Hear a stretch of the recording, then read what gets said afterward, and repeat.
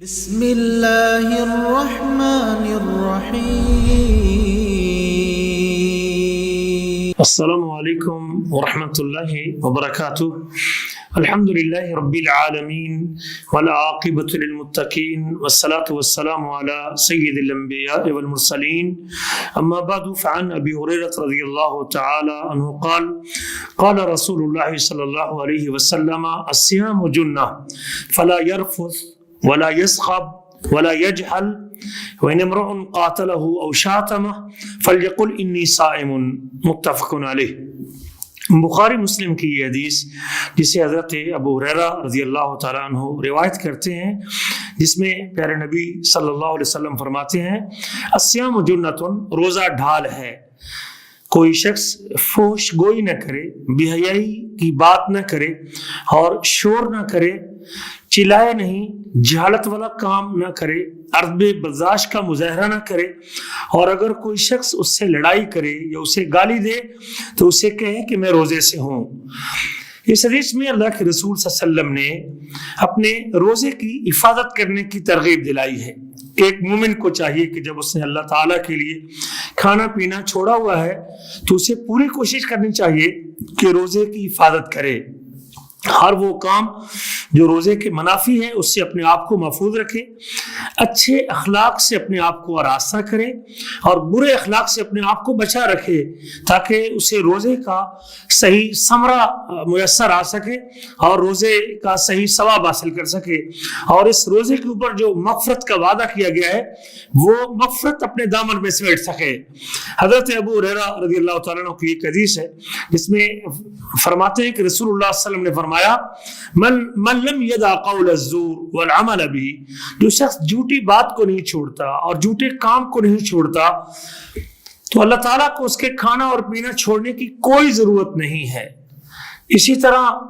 آپ فرماتے ہیں روزہ ڈھال ہے۔ روزہ ڈھال کا کیا مطلب ہے؟ انسان کو دنیا اور آخرت کی آفتوں سے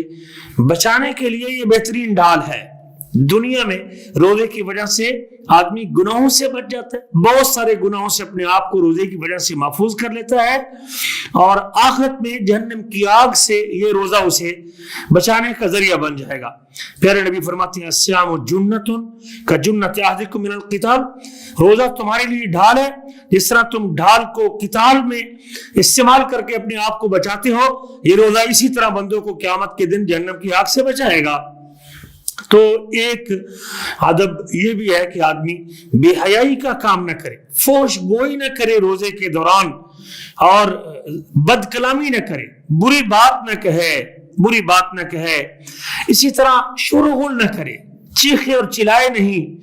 آواز نہ ایسے بلند کرے کسی کے اوپر، یہ روزے کے آداب کے منافی ہے۔ جہالت کا کام نہ کرے، یعنی بے صبری کا مظاہرہ نہ کرے، کوئی ایسا کام نہ کرے جو اس کی بے وقوفی پر دلالت کرتا ہو اور اس کی نادانی کے بارے میں بتاتا ہو۔ اگر کوئی شخص اسے گالی دے بھی صحیح اور برا کہہ بھی صحیح تو جواب میں کہہ دے انی صائم، میں روزے سے ہوں۔ یقیناً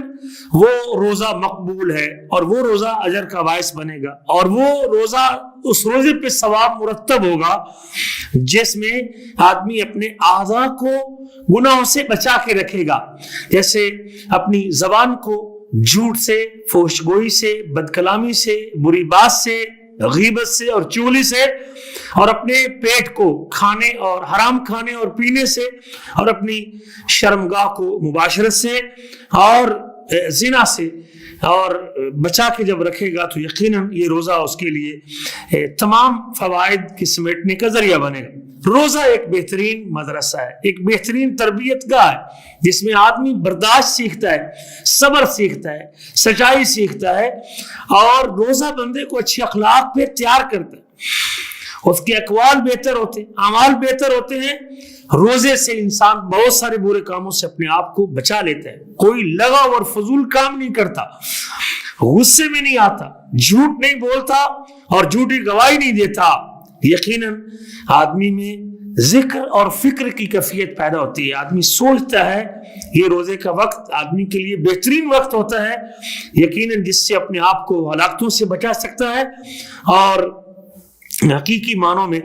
وہ اپنے اللہ کا قرب پا سکتا ہے۔ اللہ سے دعا کرتے ہیں کہ اللہ تعالی ہمیں سلامتی کے راستوں پر چلنے کی توفیق نصیب فرمائے اور گناہوں سے محفوظ فرمائے، ظلمات سے اللہ ہمیں بچائے، نور کی طرف ہماری رہنمائی فرمائے، اور بے حیائی اور برے کاموں سے اللہ تعالیٰ ہمیں اپنے دامن کو محفوظ کرنے کی توفیق نصیب فرمائے۔ اللہ ہمارے کانوں میں، ہماری آنکھوں میں، ہمارے دلوں میں برکت عطا فرمائے۔ اللہ ہماری بیٹوں کو، بچوں کو، اولادوں کو نیک اور صالح بنائے، اور اللہ تعالیٰ